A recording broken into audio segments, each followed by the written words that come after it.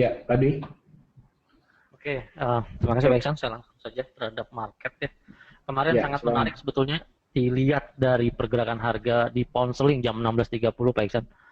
Pada saat diumumkannya data-data mengenai fundamental average earning maupun claimant count change maupun unemployment rate yang terjadi yang cukup buruk kecuali average earning index 3 month to year 1% dari 0,7%. Kelihatan sekali pada saat itu kebetulan saya mengamati pada saat keluarnya data tidak seperti pengharapan para banyak traders bahwa apabila pound sterling jelek maka harga turun. Pada saat itu jam 16.30 ternyata pergerakan harga langsung melesat naik. Jadi ada dominasi pasar ternyata diambil alih oleh para pelaku pasar dibandingkan dengan data-data fundamental ini pada saat jam 16.30. Sangat bagus dengan pengambilan posisi swing trade dengan buy stop di angka tertinggi 15 menit dengan transaksi jangka pendek. Kemudian apa yang terjadi pada jam 17.30? 17.30 ternyata membawa pengaruh dominasi yang sangat kuat untuk pergerakan harga hingga saat ini di pound sterling. Manakala pengumuman data yang terjadi ternyata cukup pesimis dari otoritas mereka sendiri bahwa terjadinya inflation report yang terjadi cukup jelek. Jadi isi dari report tersebut adalah perkiraan akan tetap suku bunga akan tetap menjadi 0,5% hingga antara Maret hingga Oktober 2015. Kemudian juga inflasi diperkirakan di bawah 1% hingga 6 bulan ke depan. Cukup buruk ya, langsung direspon oleh para pelaku pasar. Pada saat itu juga harga langsung drop ya, langsung drop ke harga terendah. Kemudian terlihat juga bahwa growth diperkirakan tetap 3,5% akhir tahun 2014. Growth kuartal sendiri kuartal keempat sebesar 0,6% dari ekspektasi sebesar 0,8%.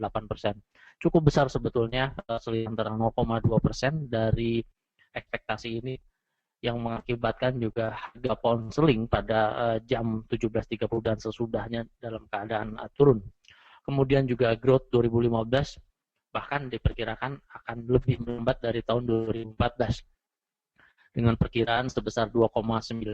Ekspektasi kemarin awalnya adalah 3%, sebesar 0,1% selisih.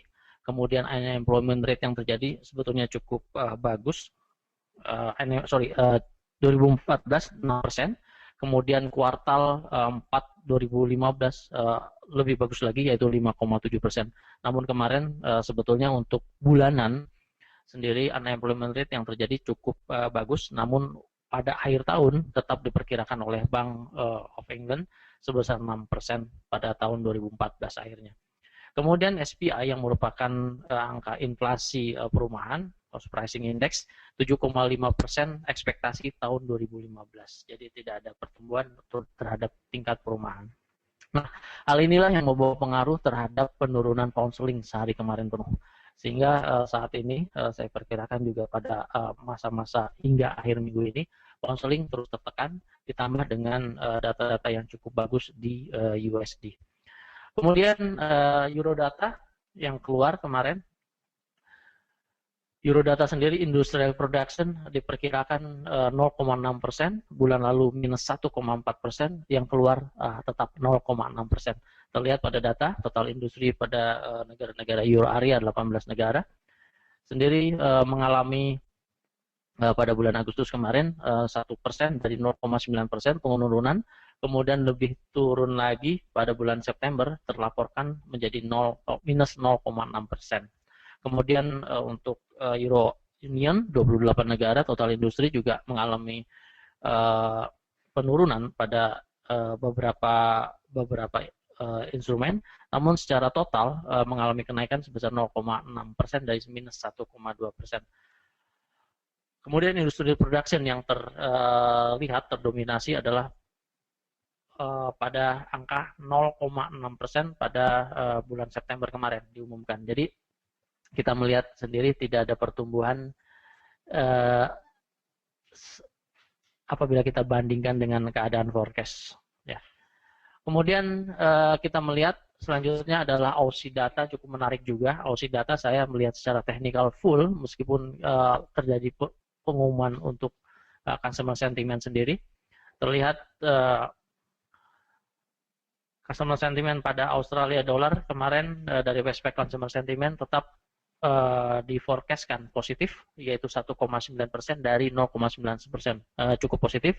Namun secara tegas, secara teknikal, kita melihat keadaan inverse head and shoulder terbaca dengan jelas beberapa saat sebelumnya, tetap tertarget untuk target harga terendah, kemudian diproyeksikan di harga necking line yang terjadi di inverse head and shoulder, diperkirakan akan mengarah ke 0.88308 untuk pergerakan Australia dollar terhadap US dollar.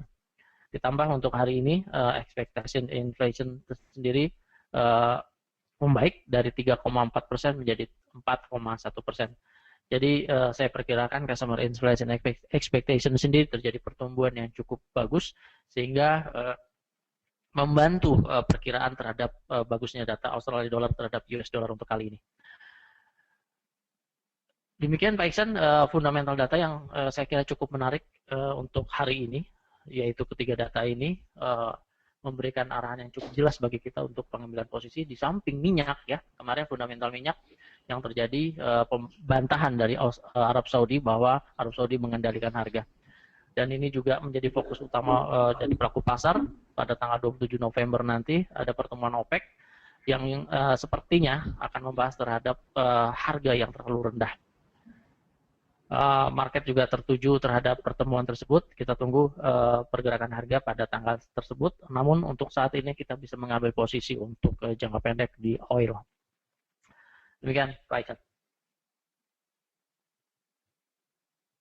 Ya, Pak Dwi, sekilas beberapa data yang penting dari pound sterling, kemudian euro dan Aussie, kemudian dari emas. Dan ada satu tambahan lagi, kalau dilihat kemarin mungkin sempat dibahas oleh Bapak Wanku bahwa dari Swiss franc juga itu rencana tanggal 30 November ini ada referendum untuk peningkatan cadangan emas, yaitu sebesar kurang lebih cadangannya kisarannya sampai 70 miliar franc atau sekitar 73 miliar dolar. Dan juga harga dari euro Swiss juga tertekan sampai ke level 1.20016, di mana harga tersebut krusial. Apakah nanti kebijakan dari SNB, apakah akan adanya rencana untuk untuk intervensi untuk hal tersebut? Mungkin bisa sedikit dibahas, Pak.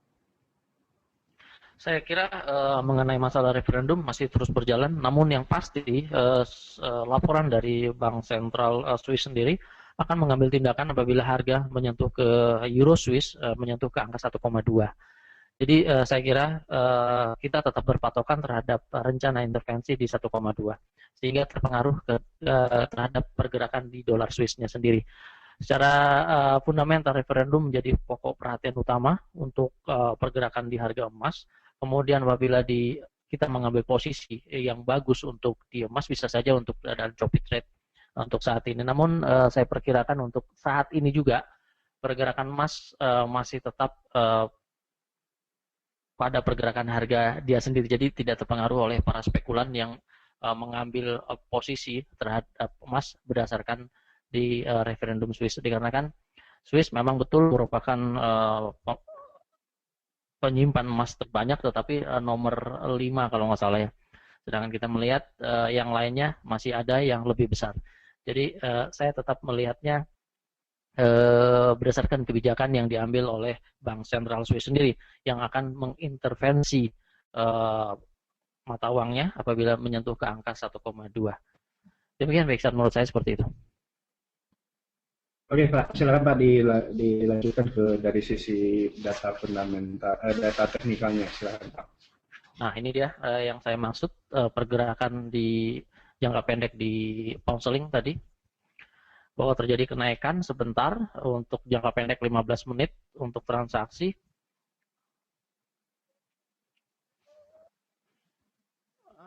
Nah ini, kemudian pada saat dikeluarkan data inflation, langsung hingga saat ini menyentuh harga terendah hingga hari ini juga ke 1.5757.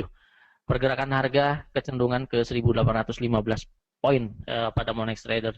Jadi nampaknya laporan-laporan terhadap Bank of England terhadap inflasi, laporan inflasi tersebut membawa pengaruh yang cukup negatif terhadap perubahan harga. Kemudian juga direspon yang cukup searah, yaitu keadaan short oleh para pelaku pasar hingga saat ini. Pergerakan harga terlihat pada 15 menit saat ini untuk jangka pendek transaksi. Memang volume yang terlihat apabila dipresentasikan dengan body candle masih cukup kecil, sehingga kita dapat mengambil kesempatan untuk hari ini terbuka juga. Kemudian juga retrace yang terjadi, saya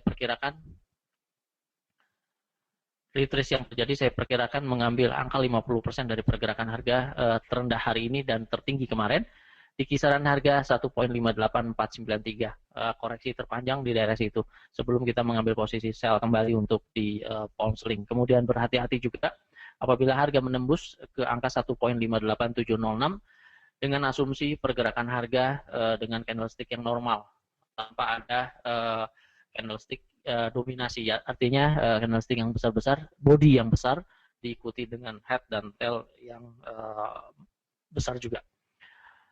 Kemudian untuk data 4 jam sendiri, jangka panjang terlihat pound sterling masih dalam keadaan drop 4 jam. Saya ambil 4 jam dikarenakan pergerakan harga mingguan ditandai dengan vertical line ini pada hari Senin. Kemudian saat ini ternyata breakout terhadap channel yang terbentuk, yaitu di kira-kira di harga 1.57854, kisaran seperti itu.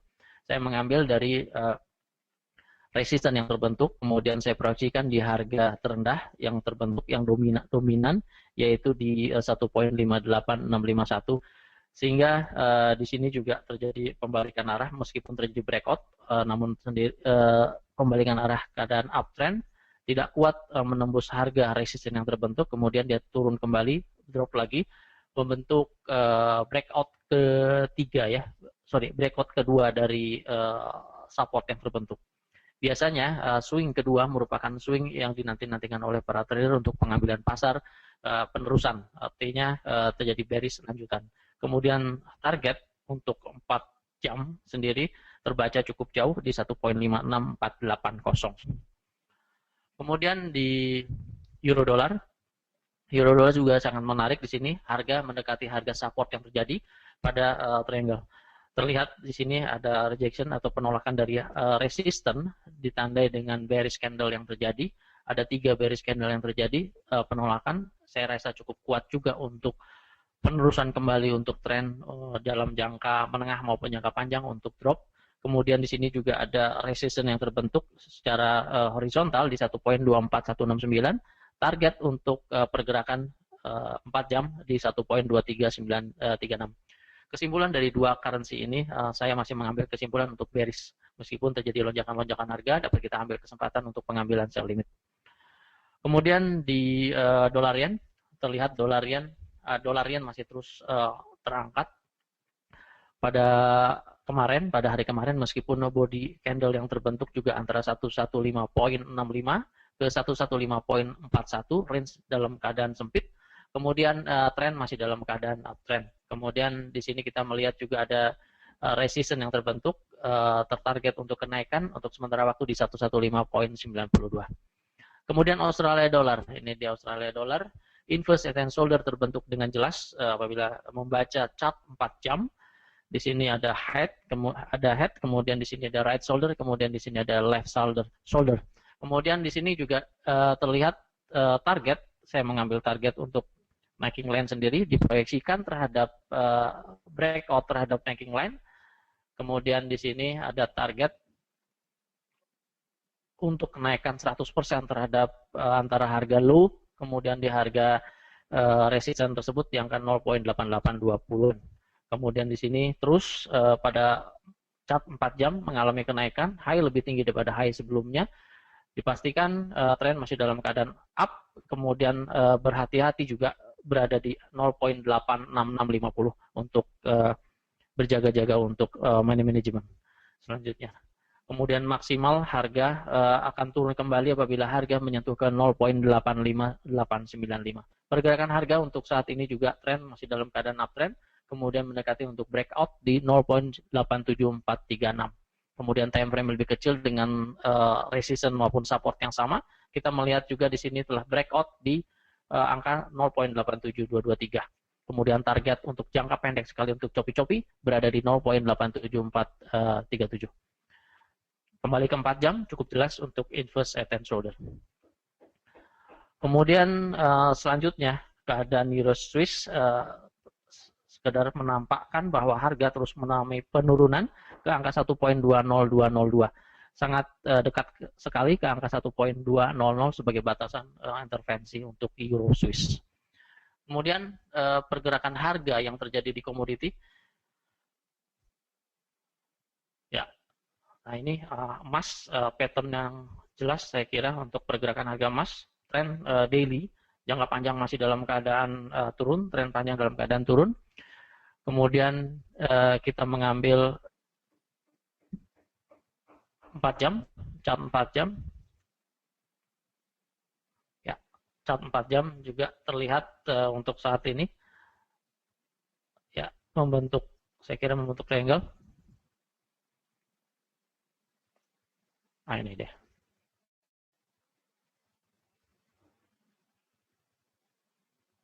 Ya, kita tunggu breakout untuk bearish candle sehingga target untuk penurunan emas lebih lanjut ke 1145.11.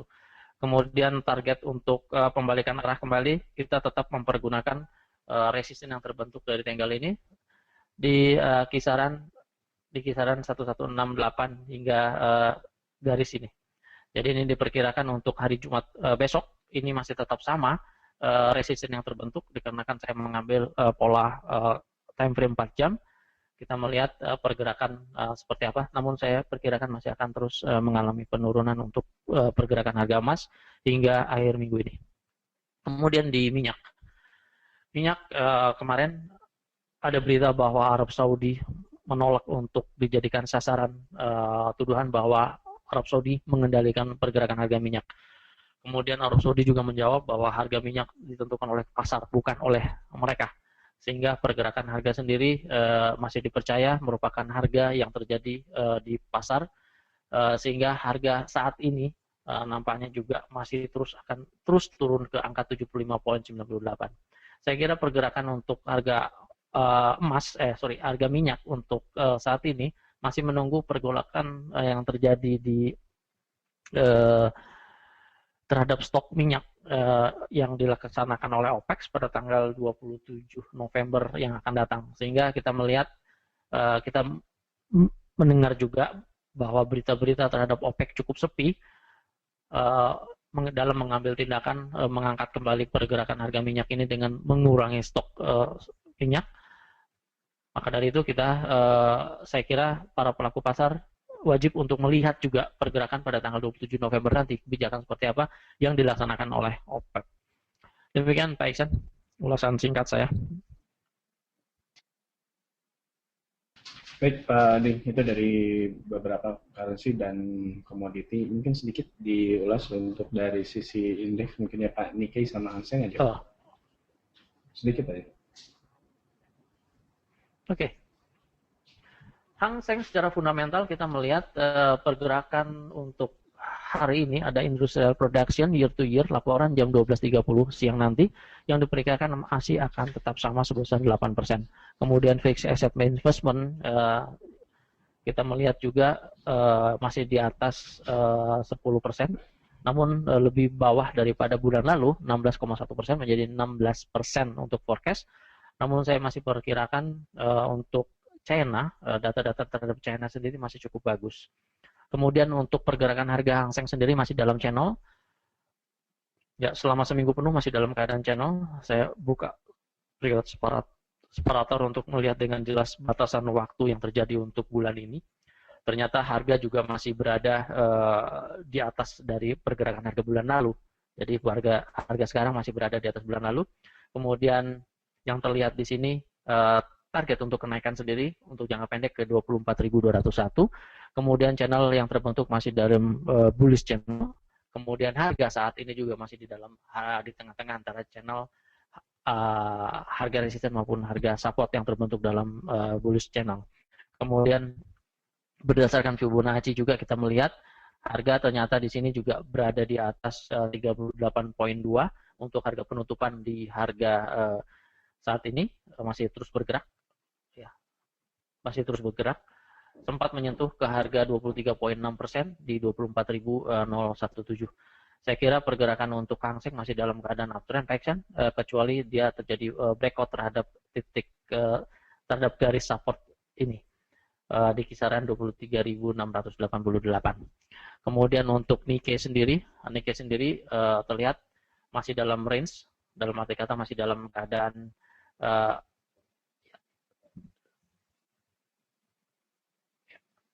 masih dalam